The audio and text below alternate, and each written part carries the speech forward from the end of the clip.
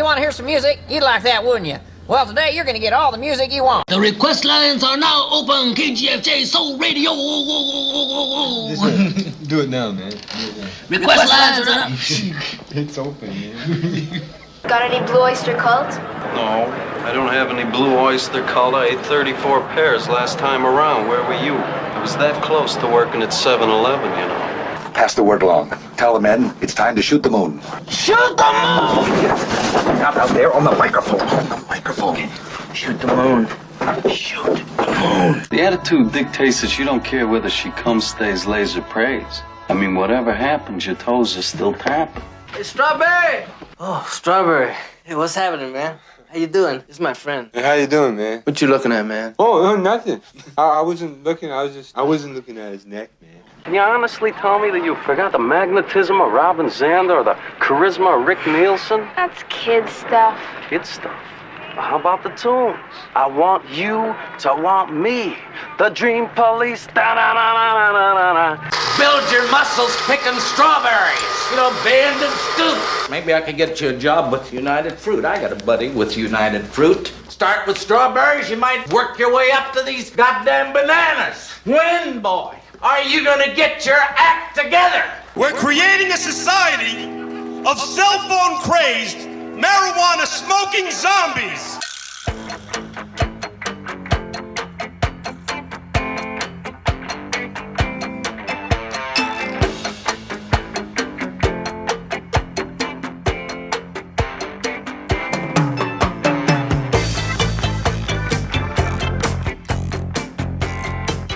Coming to you not quite live from Lukewarm Tallboy Studios deep in the land of Gar, this is Bend and Scoop, the podcast featuring music, mirth, and minutia, focused on exposing artists you probably haven't heard, but should. I'm Bob, and I'll be your tour guide on this amazingly asymmetric auditory adventure as we journey to the center of your cochlea. Welcome to episode 44, the number worn by one of my childhood heroes, basketball legend George the Iceman Gervin. Joining us at the end of the show to play a round of Is That Your Vinyl Answer and the Groovin' After Party will be our very special guests Peter, Sean, and Jeremy from the I'd Buy That for $1 podcast. We spread the gospel of vinyl here at Bend and Scoop, so be sure to tell us all about your favorite neighborhood record store by posting to @BendScoop on Twitter or Instagram using the hashtag SpinMomAndPop. Our record store of the week is Corner Record Shop in Granville, Michigan, as recommended by our guest from the I'd Buy That for $1 podcast. You can follow them on Twitter at Corner Records MI, on Instagram at Corner Record Shop, on Facebook at Corner Record Shop, and you can check out their website at thecornerrecordshop.com. Let's kick things off with a Canadian twofer, starting with Halifax, Nova Scotia's Nap Eyes from their 2020 album Snapshot of a Beginner. This is If You Were in Prison on Bend and Scoop.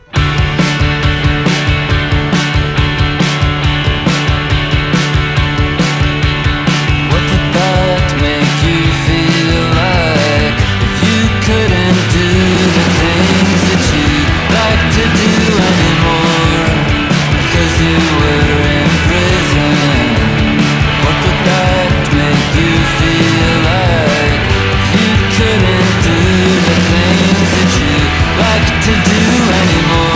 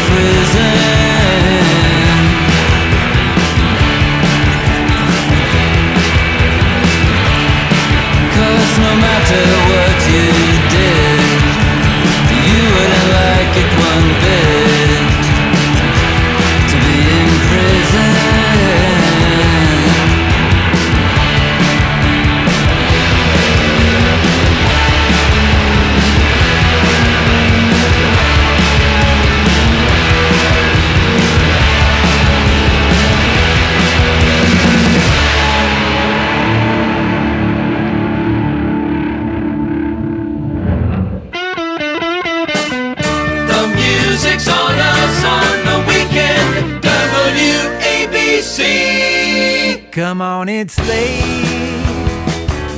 It's unacceptable. I can tell there's something you're not telling me. The more you wait, the more susceptible I am to be forced to hear it off the street. Everybody knows. Everybody but me knows. Some speculate, it's understandable. There's a lot of gossip filling the vacuum. Well, that's just great, though unintentional. May I take for granted it's safe to assume everybody knows. Everybody but me knows. Everybody knows. When I look into your eyes, it shows.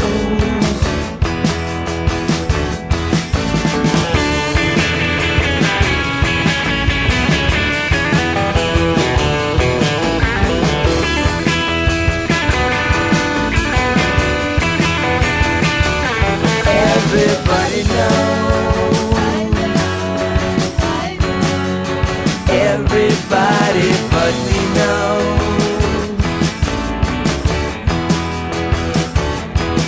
Everybody but me knows. When I look into your eyes, it shows. And I was in the dark until today. And I was in the dark until today.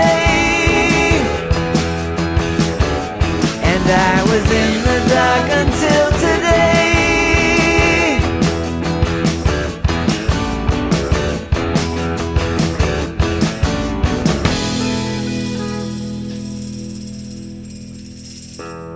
Closing out our twofer from the Great White North is Canadian indie supergroup Tons with Everybody Knows off their brand new album Duly Noted.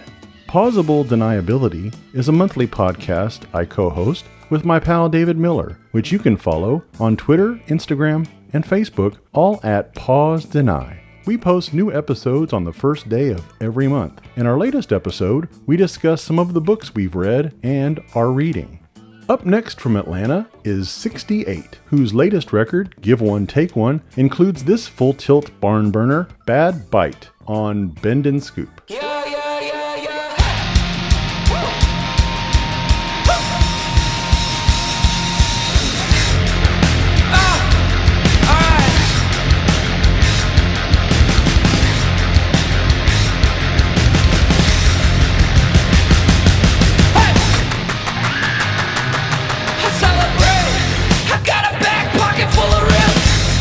Stick around to see 'em all, 'cause some bars can be lit.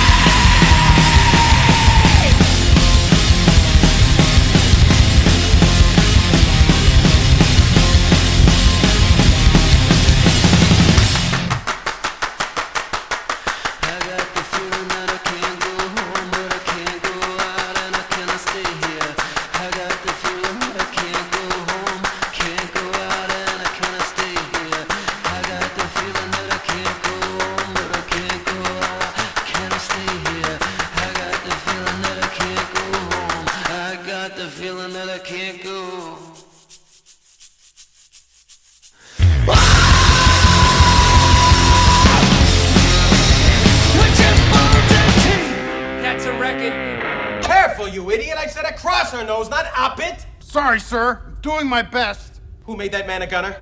I did, sir. He's my cousin. Who is he? He's an asshole, sir. I know that. What's his name? That is his name, sir. Asshole. Major asshole. And his cousin? He's an asshole, too, sir. Gunner's mate, first class, Philip Asshole. How many assholes we got on this ship, anyhow? Yo! I knew it. I'm surrounded by assholes.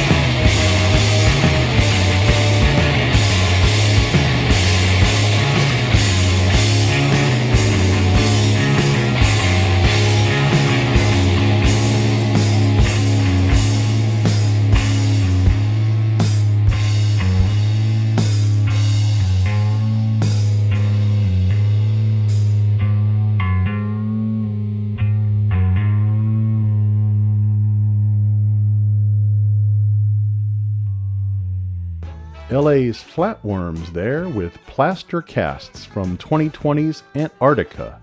Have you ever wanted to host a podcast? Well, all you have to do to join the Mike Hunt and host your very own episode of Assume the Juxtaposition is send me your topic idea to lukewarmtallboy@gmail.com. You can follow Assume the Juxtaposition on Twitter, Instagram, and Facebook, all at AssumeTJPod. Another LA band, Triptides, just released their latest album, Alter Echoes, which features this catchy tune that's definitely not a cover of that annoying song from Frozen. Here's Let It Go on Bend and Scoop.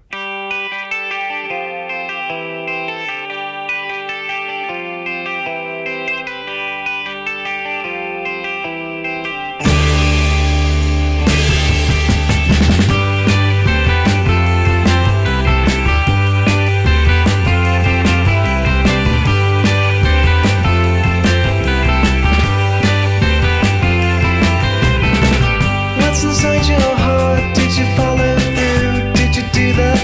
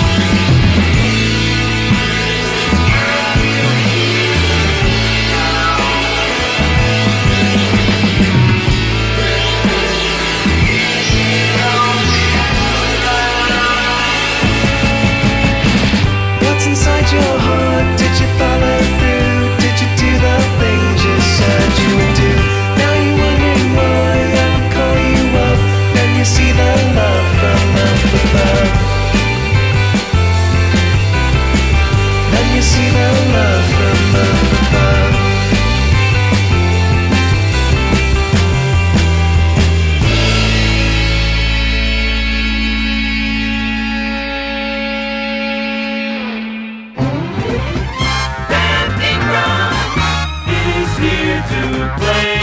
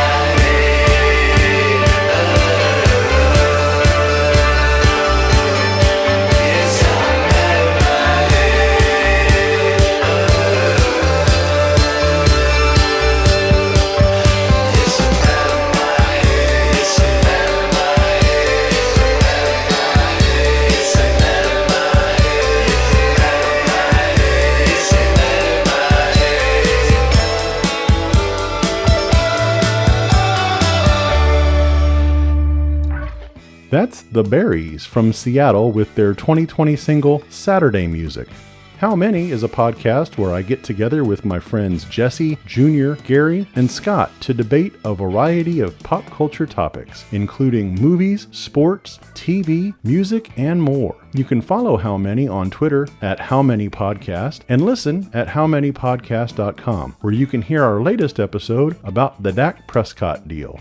Arbor Labor Union's 2020 LP New Pedal Instance is the Atlanta band's latest album, which includes this jam, Big Face in the Sky, here on Bend and Scoop.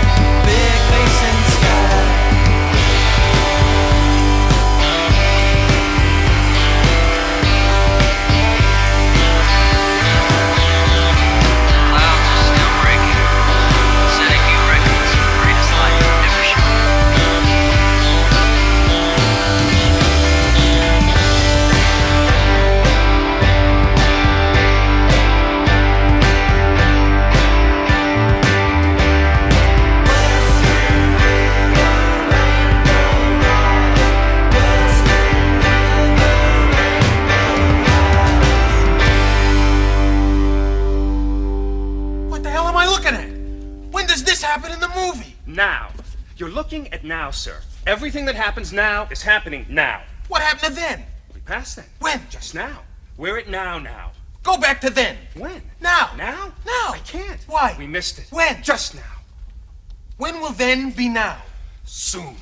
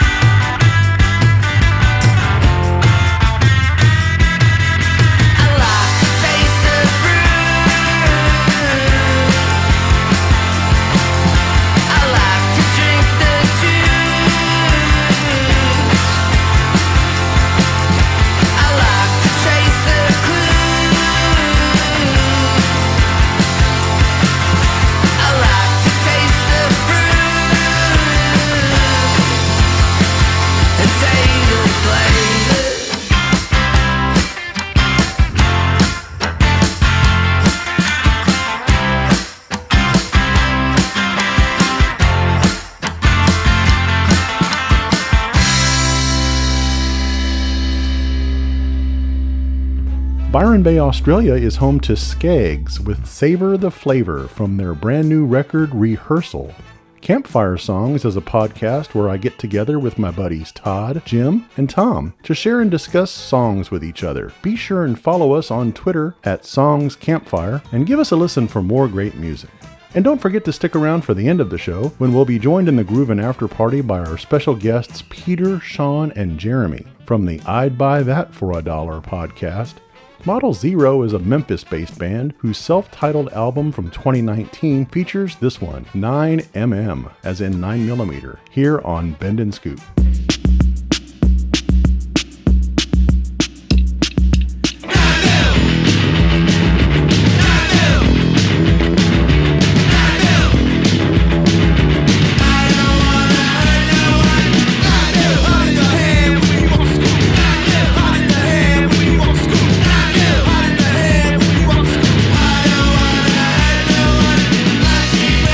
Safest way, safest growing, never fading.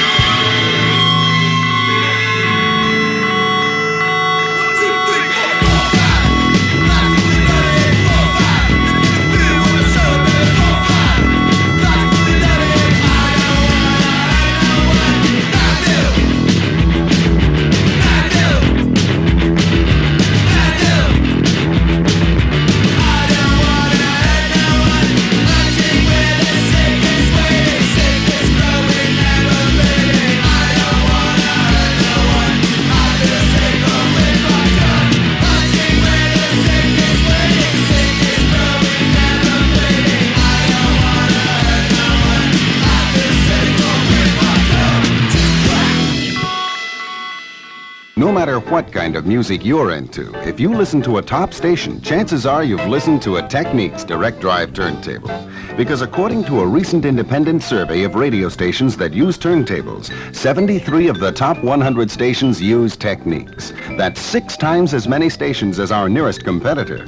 You'll use our turntables for the same reasons radio stations do. The performance and reliability of Technics direct drive. Of course, you don't have to be a radio station to afford Technics. There are 12 different Technics direct drive turntables from $125 to $900, all with the performance of Technics direct drive. And that makes Technics good enough for you. Technics direct drive, the turntables top radio stations use.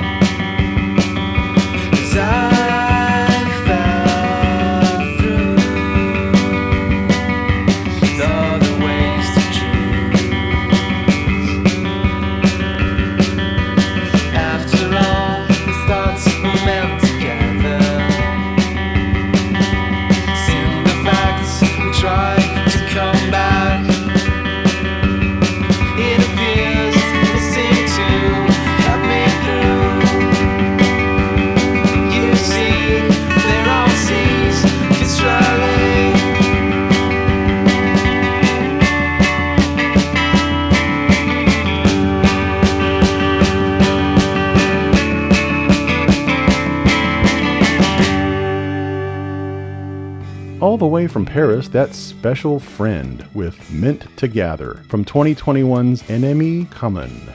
Remember to be sure and check out our Bend and Scoop Spotify playlist. If we played it and they have it, you can listen to it there. And if you enjoy listening to what we do here on Bend and Scoop, please take a moment to subscribe, rate, and review us wherever you get your podcasts. You know, beach balls are fun to toss around, and meatballs are delicious to eat, but the ones that are really out of this world are space balls. There it is, planet Druidia. And underneath the air shield, 10,000 years of fresh air. We must get through that air shield. We will, sir. Once we kidnap the princess, we can force her father, King Roland, to give us the combination to the air shield, thereby destroying planet Druidia and saving planet Spaceball. Everybody got that? Spaceballs, the movie. Princess Vespa spaceship within range, sir. Good.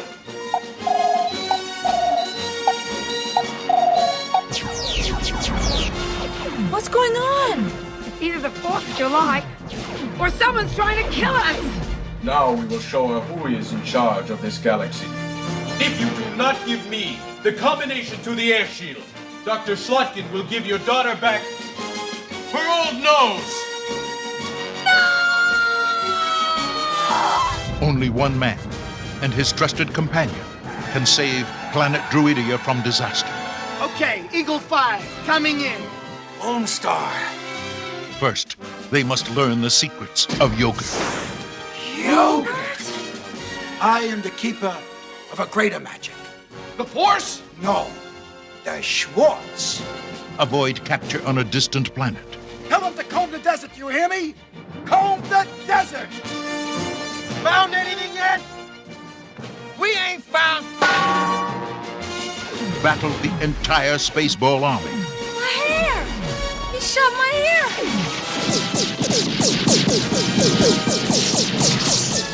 Holy...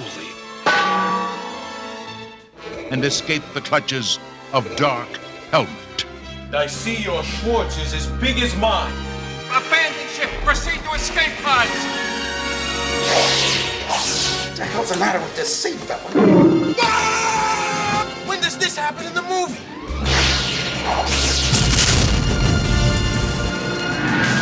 Give me bomb!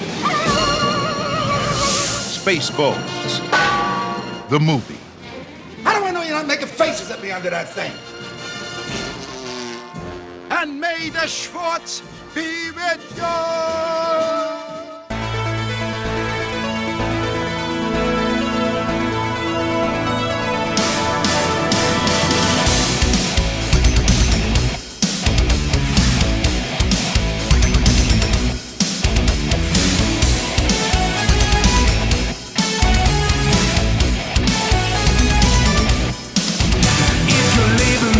Bubble and you haven't got a care.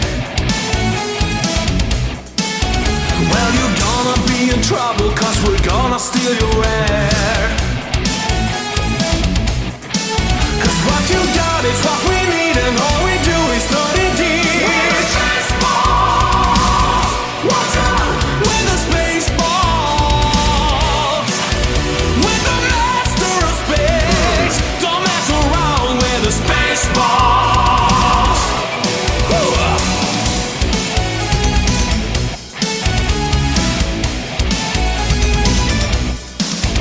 Going cruising in a spaceship, we're so good at being bad. We'll destroy your little planet if you ever get us mad. We're mothers of the galaxy, you better scatter when you see. Watch out with the space balls, with the master of space. Don't mess around with the space balls. Watch out.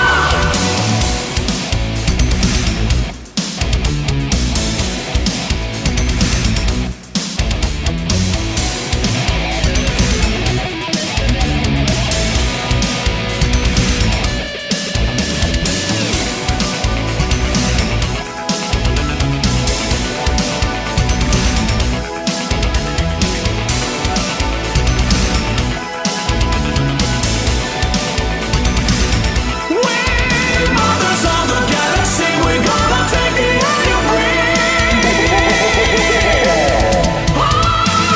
Space balls. Watch out with the space balls, with the master of space. Don't mess around with the space balls. With the space balls. Watch out with the space balls, with the master of space. Don't mess around with the space balls. My space balls.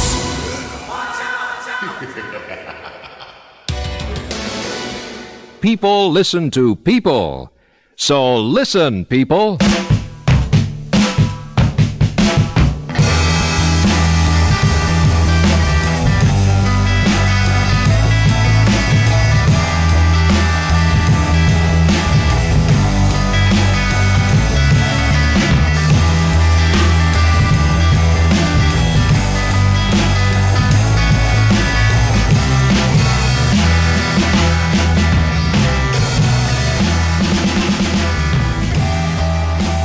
Welcome to the Groovin' After Party.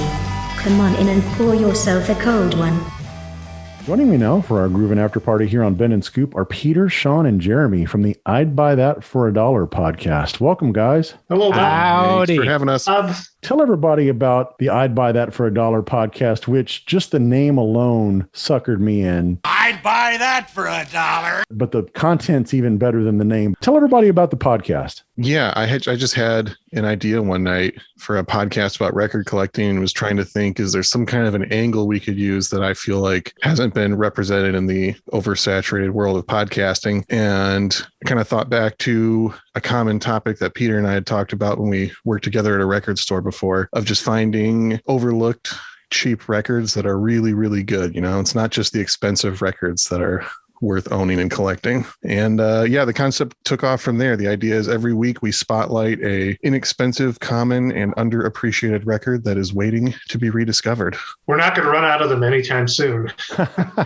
Certainly not. Now, I went back through your back catalog because I wanted to start with an album I was very familiar with and that I enjoyed. So I zeroed in on that Kinks record, Give the People What They Want. I know it's been a couple months since you guys did that episode, but I really enjoyed the varying perspectives. That album's right in my high school era. I haven't gone back and listened to the entirety of the album in a while. A couple of things. First off, whoever made the observation of kind of comparing that era of the Kinks to the Replacements, I thought that was a pretty astute observation. I'm a huge Replacements guy, so I definitely identified with that connection. Also, the fact that I never realized there was that alternate meaning or backstory about Art Lover. I was kind of like you guys. I always just thought, yeesh, but in context, it makes a lot more sense with the story about, losing custody and watching the kid from a distance. So yeah, I feel a lot better about that song now than I did. I understand because it's a catchy, pretty song, but then you're just disturbed by it. But then, of course, it's Ray Davies, and you find out, oh, it's all a ploy. He's actually tugging on the heartstrings, So how do you guys pick? Do you rotate like one show Jeremy picks the album, one show Sean, one show Peter, or do you guys just kind of come to a consensus? How does that work? That's exactly how we do it the first way. We just go in a rotation, which allows us, a break 2 out of 3 weeks in a row of not having to do as much of a deep dive on research, and we can plan ahead a little bit on which records we're doing. But yeah, each episode is kind of led by one of the co-hosts, or at times co-led by a guest as well, and we just kind of go in that rotation. And I think that gives us a good variety. I hope it comes out that we three each kind of have different perspectives and obviously some different tastes. We obviously have some overlap as well, but I think we have a good mix of what each of us bring to the table, which changes it up. Yeah, that was one thing I really noticed was there's a really good broad cross-section of eras, of genres, of styles of music. There's something for just about everyone. Yeah, and the other really fun thing about doing these deep dives on these records is, the three of us are a little bit younger. I wasn't born until 89. So a lot of the records we're talking about, they were popular before any of us were even alive, or definitely wasn't on our radar at the very least. So it's really interesting to take these often very successful in their day records and then re-examine them decades removed from when they were ever being hyped or money was being put behind it. And it's fun to just take it at face value, Gosh, I would never have guessed you guys were that young, mainly just because of your knowledge and how much you're aware of those eras of music. Now, how often do you guys release episodes? Weekly. Every week. Same day? Every Tuesday. Let's learn a little bit more about each of your respective personal musical journeys. And we're going to play a round of something we like to call, Is That Your Vinyl Answer? Starting with Peter on this first one, and then Sean and Jeremy can follow him.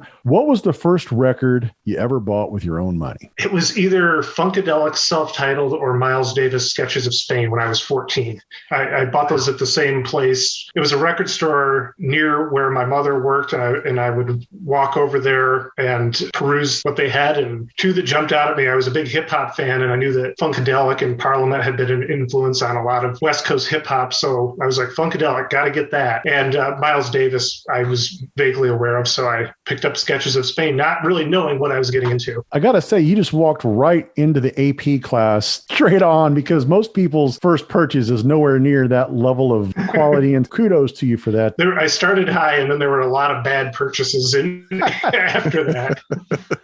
Sean, how about you? My first vinyl purchase, which was obviously well after my first CD purchase, but I would have been about the same age as Peter, like 14-ish, and just gotten a record player, inherited a stereo setup, and the two records that I bought from my first purchase at a record store with my own money that I still own are CCR's Green River and the band Self-Titled, which I got those both out of a dollar bin at that point in, 2006 or, whenever that was happening, which seems kind of crazy to find those two records in a dollar bin in good shape at this point. But yeah, excellent choices, both of those also. Now, Sean and Peter, feel free to jump in as well. What about your first CD, just first in any format album that you bought? One of the first things I remember buying on my own, it wasn't given to me as a gift, was Boyz II Men, Cooley High Harmony on cassette. CD, I actually want to say it was the Cool Running soundtrack.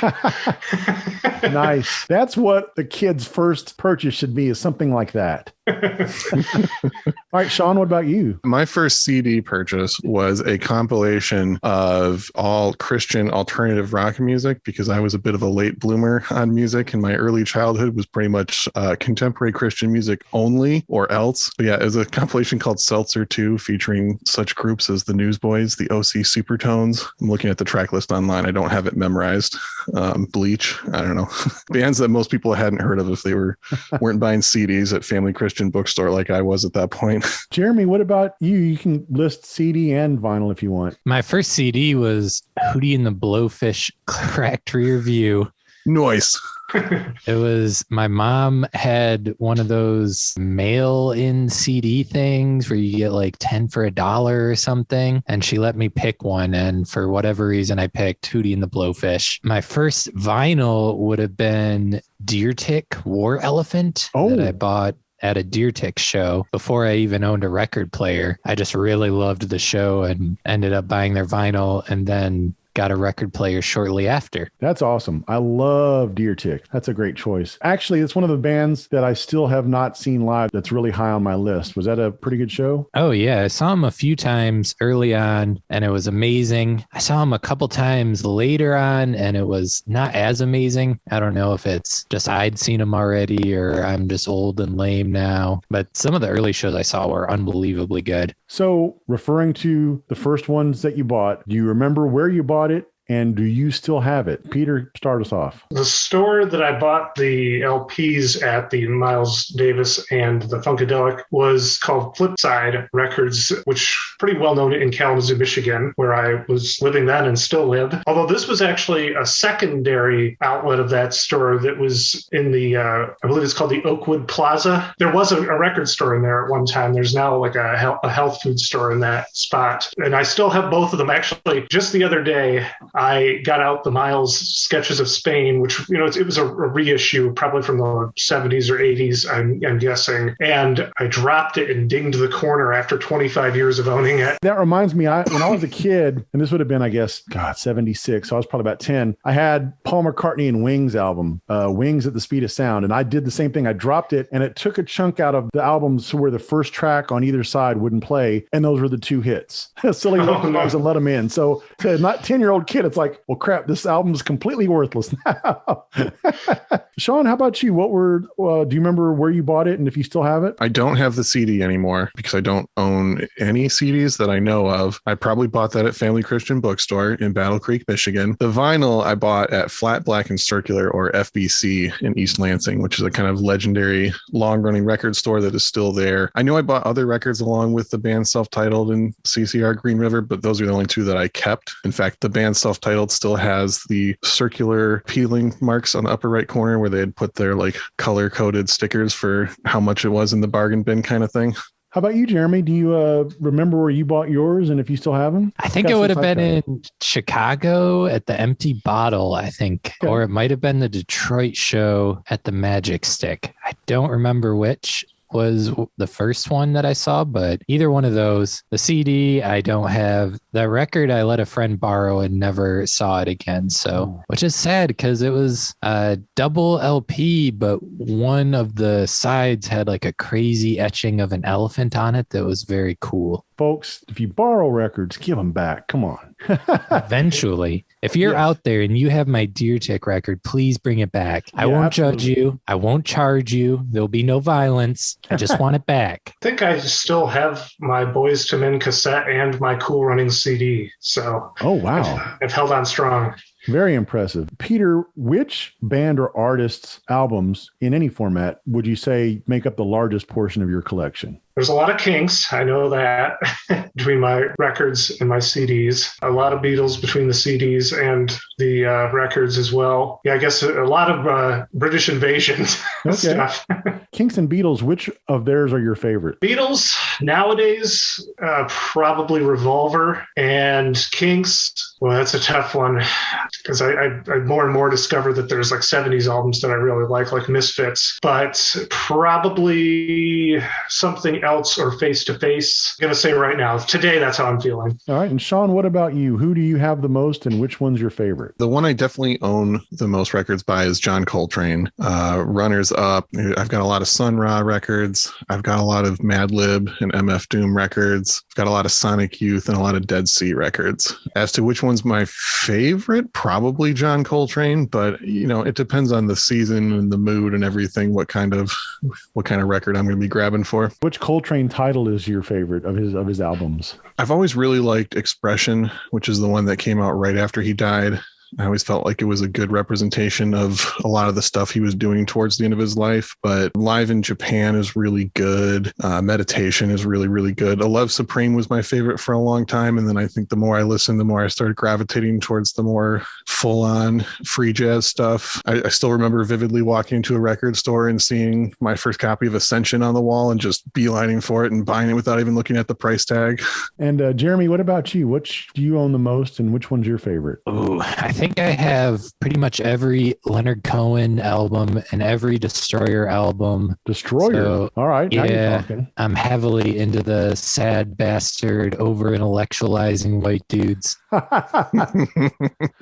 Probably the Destroyer album, Street Hawk, A Seduction, is the one I put on more than any other album I own. That's a really good one. And if Sublimation Hour had not already been used as a podcast name, I would have probably tried to leverage that. Oh, that song is so good. That's the best one. It is. That's one of my favorite Destroyer albums. If I had to pick a favorite, I might go with Rubies, actually. But they're all so great. Yeah, they're all really good. Love Destroyer.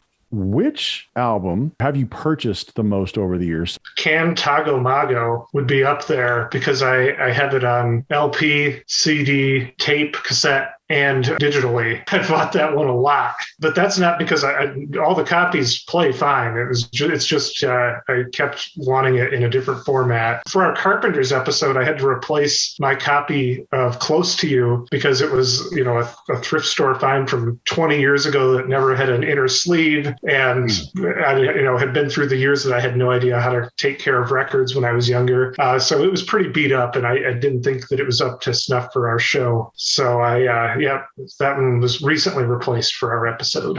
So what about you, Sean? I don't often buy duplicates of things, and there's been plenty of times where I've seen a deluxe reissue come out, and I half think about buying it, and I pretty much never do because there's just always so much music I'm less familiar with that I want to buy. I'm always got that itch to explore something new. Some of the only records I own doubles of in my collection right now, I think I did have 3 copies of A Love Supreme, and I just have 2 now. One's a reissue I was gifted, and one's an original. And then I've got duplicates of a couple of the records in the Environment series and maybe a couple duplicates of some Exotica stuff like Martin Denny, but only because I was using those records for a lot of like experimental DJ sets that I was doing. So I was doing like mixing and sampling and weird turntable effects and stuff. Jeremy, what about you? I have bought probably 4 or 5 copies of Leo Kotka's 6 and 12 string guitar. Whenever I see one floating around cheap, I just buy it and then give it to one of my guitar dork friends. And I'm like, you got to hear this one. Every time I see it, I'm like, oh, awesome. I'm going to buy this. And then I'm like, oh, I already have it, but I'm still going to buy it. Peter, who has the largest vinyl collection among your friends and family, yourself included? John Hartman would be up there.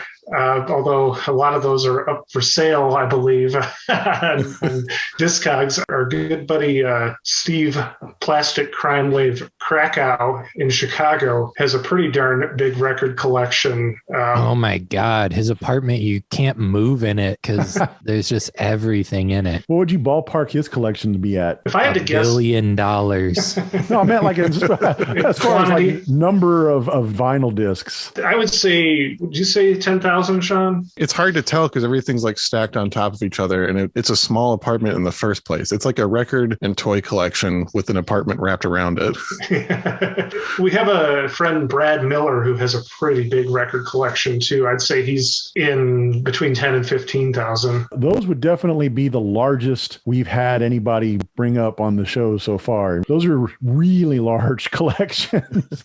Me personally, I've got about 4,000 records in my personal collection, including like 45s and 12 inches and everything. But then I'm a full-time Discogs seller. I've been doing that for almost 2 years now, just selling from home. So I've got 12,000 records listed for sale on there and a few more thousand ready to be priced. So I usually sitting on about 20,000 records at any given point. So it's a record collection / inventory. If you Yeah, the for sale stuff is all in the basement and the personal stuff is on display in the living room. Do you have any issues with storage, or do you have plenty of room? I don't have plenty of room, but I've been working in record stores for 10 plus years. So I've just gotten used to being creative and where to throw a few more boxes. Now, how about you, Jeremy? What's your collection up to? I probably have the dinkiest collection. Actually, I don't know what you've got, Peter, but I guess I didn't say that, but I think I have about 700. 700 solid. Yeah, I'm probably right around that same 700-800. Now, do you guys ever exchange? I know Jeremy's gotten burned on the deer tick by someone else, but do you guys ever exchange periodically? No, we just buy them all from Sean. We mostly keep his business afloat. Awesome. Well, I'm going to have to get Sean's info because I definitely am trying to build my collection up. All right. Well, I can help you with that. DJ Hard Bargain on Discogs.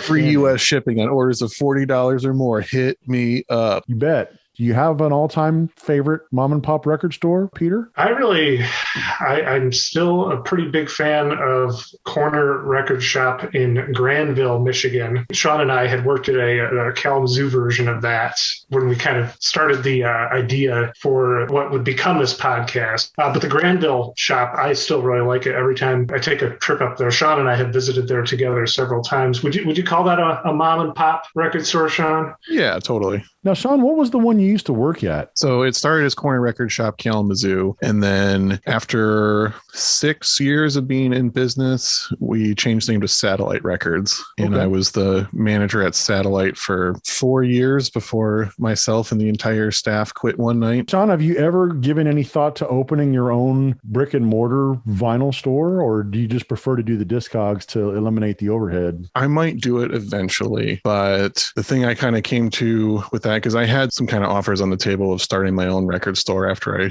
quit the other one. And I've got a daughter, and managing a record store was already very, very time consuming. And if I tried to run my own, I would have to be in there, 80, 100 hours a week to make it make sense. And there was just no way I wanted to make that choice and miss out on the rest of my daughter's childhood. So working from home gives me a lot more flexibility, plus the reduced overhead. And also, honestly, as an introvert, I really kind of just enjoy having the alone time to just zone out, listen to podcasts and music, and basically just do data entry for hours on end. Jeremy, what about you? What's your all-time favorite record store? I used to hang out mostly at the one that Peter and Sean worked at, but I'll save this answer for, we visited a cool place in Chicago called Pinwheel Records that is just this dude and his lady started a shop out there, and they have sweet records and a cool cat that hangs out there. And they have what is called the sports section that is just a collection of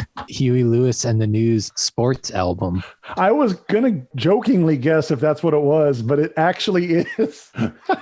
Yeah, he did an episode with us. That's why we were there. And he, of course, talked about that album. I guess I didn't fully answer the question of which stores are my favorite. Yeah. So I will say so I just moved to Philadelphia 6 months ago from Michigan. So I've been checking out all the stores around here, plus the ones that I've been to on tour before. But for Philadelphia, probably the best one here is Brewery Town Beats, but there's a lot of really good record stores. There's one I found on the outskirts of town not too long ago called Joys and Toys. That's like an antique toy store / record store. And nice. Probably the most hidden gem I've found so far. Really good prices, really good selection, and far enough outside of the city where it's not picked over. For Michigan stores, though, Corner Record Shop Granville is great. People People's Records in Detroit is really awesome. Flat, Black, and Circular in Lansing that I mentioned. And my pick for most hidden gem record store in Michigan has got to be Three Pillars in Benton Harbor. Oh, yeah, that's near where I work now. And yeah, that's a cool spot. Before we wrap up, guys, if you would, share with us anything you have social media-wise specifically related to the podcast. We have an Instagram for the podcast, and that is at I Buy That Podcast. Awesome. My personal one is at Torn Curtain because of the television song, the last song on Marquee Moon. Sean, how about you? You can find me, Sean Hartman, on Facebook or DJ Hard Bargain on Instagram and Mixcloud and maybe a couple other places I've forgotten about. Jeremy, how about you? We have an I Buy That for $1 Facebook group where people post like their finds that they get, their cheap bargain finds. So if you're into doing that, go on there and join that group. Our website is IBuyThatPodcast.com, where all the episodes can be found. If you can't find them on the hundreds platforms that they're available on. Guys, thanks so much. I really appreciate y'all being on. I love the concept. It's a great podcast. You guys have a good dynamic. Definitely, folks, give it a listen. It's really good. Really enjoy it. Thank you, Bob. Thank you. Thank you so much.